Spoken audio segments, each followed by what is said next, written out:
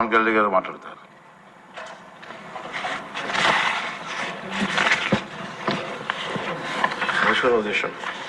అవకాశం ఇచ్చినందుకు ముందుగా ముఖ్యమంత్రి గారికి, గౌరవ ముఖ్యమంత్రి గారికి ఈ ఎక్సైజ్ పాలసీ మీద ఈ శ్వేతపత్రాన్ని సమర్పించిన విధానం చాలా లోతుగా ఉంది, సమగ్రంగా ఉంది. ముఖ్యంగా ఈ ఎక్సైజ్ పాలసీకి సంబంధించి గత 5 సంవత్సరాల్లో ఎలాంటి సమస్యలు ఉన్నాయి, ప్రజలు ఎలాంటి బాధలు పడ్డారు, ముఖ్యంగా ఇలా కల్తీ సారా తాగి, ఇలాంటి ఇలిసిట్ లిక్కర్ తాగి, వారి ప్రైవేట్ బ్రాండ్స్ తాగి ప్రజలు ఏ స్థాయికి వెళ్ళిపోయారు అనేది ప్రత్యక్షంగా నేను కూడా చాలా నా దగ్గరికి వచ్చి చాలా సమస్యలు చెప్పుకున్నారు ప్రజలు. ముఖ్యంగా గుంటూరు నుంచి ఒక బాధితురాలు వచ్చి భర్తను తీసుకొచ్చింది. భర్తను తీసుకొచ్చి నా భర్త నన్ను కొట్టేస్తున్నాడు, మీరు మాట్లాడండి, వీళ్ళు మందు తాగిని చెప్పి ఆవిడ పాపం బాధపడుతుంటే ఉళ్ళ దెబ్బలు చూపించింది. భర్తను అడిగితే భర్త ఏమన్నాడంటే, నేను ఎప్పుడు ఇలా చేసేవాడిని కాదు, మందు తాగగానే నాకు అట్లా అయిపోతుంది, ఇది నర్వస్ డిజార్డర్ వచ్చేస్తుంది, న్యూరలాజికల్ డిజార్డర్ వచ్చేస్తుంది అనేది తర్వాత దీంట్లో తెలియదు అధ్యక్ష. ఊన ఒకసారి అంటే ఇది ఇంకా విష్ణుకుమార్ రాజు గారు చెప్పినట్టుగా ఇది ఇంకా 3,000 కోట్లుగా చాలా లోతైన దోపిడీ జరిగింది. దీంట్లో లాస్ ఆఫ్ కన్సిడరబుల్ రెవెన్యూ దాదాపు 18,860 కోట్ల 51 లక్షలు అనేది ప్రాథమికంగా తేలింది. దీంట్లో అంటే ప్రజలకు కావాల్సిన డబ్బు, ప్రజలకి రావాల్సిన డబ్బు ఇవన్నీ కూడా ఎక్కడికి వెళ్ళిపోయినాయి. నిన్న ప్రధానమంత్రి గారు మనకి కేంద్రం బడ్జెట్లో మనకి 15,000 కోట్లు ఇవ్వగానే ఇందాక గౌరవ ముఖ్యమంత్రి గారు చెప్పినట్టుగా మనం అందరం చాలా ఆనందపడ్డాం. అంటే దీంట్లోనే నిజంగా ఈ 15,000 చిల్లర కోట్లు మనకు వచ్చిందంటే అసలు క్యాపిటల్కి ఇబ్బంది కూడా ఉండేది కాదు. పోలవరం చాలా వరకు అయిపోయింది. ఇవన్నీ పక్కన పెడితే అధ్యక్ష, నిన్న రివ్యూ చేస్తా ఉంటే ఒక 20,000 తీసుకున్నాడు ఒక అధికారి, మన ఏసీబీ వాళ్ళు తీసుకున్నారు, ఇంటర్ డిపార్ట్మెంటల్ ఎంక్వైరీ చేస్తాం అని చెప్పేసి ఒక రివ్యూ ఏదో కేసు గురించి చదువుతా ఉంటే తనకి కాంపెన్సేషన్ రావాలి, తనకి కోర్టుకి వెళ్ళారు. అది మాట్లాడుతున్నా ఒకటే అనిపించింది, ఒక చిన్నపాటి ఉద్యోగి తప్పు చేస్తే 20,000 రూపాయలు లంచం తీసుకున్నాడని చెప్పి లంచం తీసుకున్నందుకు ఏసీబీ ఎంక్వైరీ ఉంది, లేదంటే డిపార్ట్మెంటల్ ఎంక్వైరీ ఉంది. అలాంటిది రాష్ట్ర వ్యవహారాలు నడిపే ముఖ్యమంత్రి కానీ వారి సంబంధిత సభ్యులు కానీ స్టేట్ ఎక్స్చెకర్కి 18,860 కోట్ల రూపాయలు పైచిలకు ప్రప్రథమంగా ఇక్కడే మనకి తేలుతా ఉంటే వీళ్ళు శిక్ష పడకుండా ఎలా తప్పించుకుంటారు? శిక్ష పడాలి. మనకి నైతిక బలం, నైతిక హక్కు ఎలా ఉంటుంది అధ్యక్ష? మనకి ఒక అధికారి 20,000 రూపాయలు నువ్వు తప్పు చేశావని చెప్పి ఏసీబీకి పట్టిస్తున్నావు.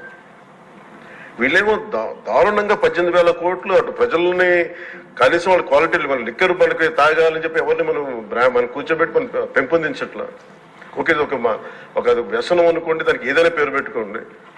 ముఖ్యంగా మనకి మద్యపాన నిషేధం అనేది చాలా చాలా కష్టమైన విషయం, ముఖ్యంగా ఆంధ్రప్రదేశ్.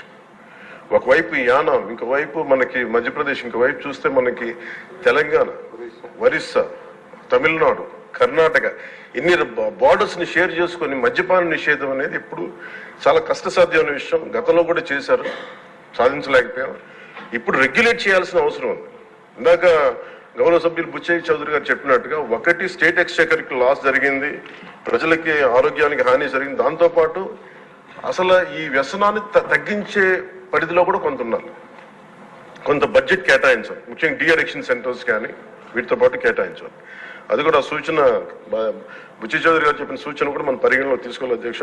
ఎందుకంటే రేపొద్దు మనమే కనుక 18,20 ఎంత ఇది 18,000 కోట్ల ప్రస్తుతానికి వస్తే దాంట్లో కనీసం ఒక సర్టెన్ శాతం, ఒక 10% అంటాం, ఎంత పర్సెంటేజ్ ఆ పెద్దలందరూ కూర్చొని, విఘ్నులందరూ కూర్చొని దాంట్లో కొంత డీ అడిక్షన్కి దాన్ని ఖర్చు పెట్టాలి అధ్యక్ష. కేవలం దాన్ని ఆదాయంగా చూడకుండా అట్లీస్ట్ ఒక 10% డీ అడిక్షన్గా దాన్ని డీ అడిక్షన్ సెంటర్స్ ఖర్చు పెట్టాలి. కానీ అన్నిటికంటే కూడా ఈ రోజున గౌరవ ముఖ్యమంత్రి గారు చెప్పింది, వీళ్ళని ఎలా ఇన్వెస్టిగేషన్ అంటే అలిగేషన్స్, దీంతో ఎండ్ అయింది ఈ ప్రజెంటేషన్. ఇదే కనుక ఈ రోజున మనకి క్లాప్ మిత్రాస్కి ఈ రోజు డబ్బులు లేక వారికి అలాగే పంచాయతీ బోర్డులో దాదాపు 9 నెలల నుంచి మనకి జీతభత్యాలు లేక ఒక 59 మంది నలిగిపోతా ఉన్నారు. అలాగే ఫీజు రీఎంబర్స్మెంట్ లేక విద్యార్థులు నలిగిపోతా ఉన్నారు. స్టేట్ ఎక్స్చెకర్లో డబ్బులు లేవు. కానీ అందరూ ఇన్ని కోట్లాది మంది జీవితాలతో ఆడుకుని వీళ్ళ చేతుల్లో మటుకు ఇన్ని వేల కోట్లు దాదాపు విష్ణుకుమార్ రాజు గారు చెప్పినట్టు 30,000 కోట్లు వెళ్ళిపోయాయి. 18,000 కోట్లు ముందస్తుగా తెలుస్తుంది. కానీ ఇంకా లోతుగా చూస్తే అది చాలా పెద్ద ఇది స్కామ్, ఇది దోపిడీ.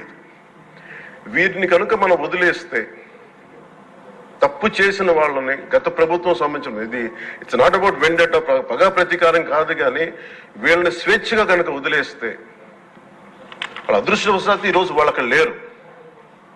వాళ్ళ కనుక ఉండుంటే వాళ్ళకి నిజంగా వాళ్ళకి సమాధానం చెప్పాల్సిన పరిస్థితి ఉండేది. తప్పించుకొని పారిపోయారు వాళ్ళు. ఈరోజు తప్పించుకొని పారిపోయారు వాళ్ళు. We have to make them accountable అధ్యక్ష. వాళ్ళు we have to bring them into accountability. They have to be penalised. వాళ్ళు దయచేసి గౌరవ ముఖ్యమంత్రి గారికి నేను మీ తరపు నుంచి ఆయనకి తెలియజేసుకున్న అధ్యక్ష, దయచేసి వీరిని please we have to penalise them sir. వాళ్ళకి సరైన శిక్ష పడాలి సార్. వీళ్ళకి తప్పించుకోవడానికి కుదరదు సార్. లేదంటే రేపు పొద్దున ఒక ట్రాఫిక్ కానిస్టేబుల్కి బలం ఇవ్వాలి అంటే ఆపగలమంటే వాళ్ళు ఏమంటారు సార్ లోపల? నేను చిన్నపాటి కానిస్టేబుల్ అయితే నాకేమనిపిస్తే మీరు పెద్దోళ్ళు అయితే వదిలేస్తారు, మమ్మల్ని అయితే పట్టుకుంటారంటారు సార్. మనకు రూలింగ్ కి, గవర్నెన్స్ కి, అడ్మినిస్ట్రేషన్ కి నైతిక బలం పొందు అధ్యక్ష. ఐ రిక్వెస్ట్ యూ, నేను మిమ్మల్ని ఉద్దేశించి అందరినీ హౌస్ మెంబర్స్ గౌరవ సభ్యులందరినీ గౌరవ ముఖ్యమంత్రి గారిని అడుగుతున్నాను అధ్యక్ష మీ ద్వారా. They have to be punished and they have to be penalised whoever they are. ఇది వెండెట్టా పగ ప్రతీకారాలతో కాదు. కానీ we promised that we will bring back accountability. We promised we were going to give a clean and clear governance. We have to live up to it. Thank you.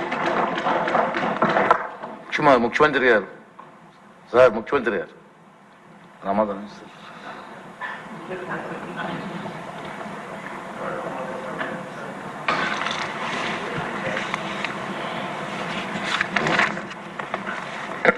అధ్యక్ష, చివరిగా మాట్లాడినటువంటి deputy CM గారు అధ్యక్ష చాలా స్పష్టంగా ఆయన మీరు చెప్పారు. ఎందుకంటే అధ్యక్ష, ఒకటి తప్పు చేసిన వాళ్ళని పనిష్ చేయాలి, దర్ ఇస్ నో కాంప్రమైజ్. రెండోది, ఇప్పుడే విష్ణుకుమార్ రాజు గారు కూడా నేను చెప్పిన ఫిగర్కి డిఫర్ అయ్యాను. అంటే 2 విషయాలు ఇక్కడ రఫ్గా నాకు కూడా మా వాళ్ళు బ్రీఫ్ చేసే దాని ప్రకారం నేను ఆ ఫిగర్ చెప్పాను, ఇంత చేశారు అని. 2 సైమల్టేనియస్గా stream 2 NDPL non duty liquor paid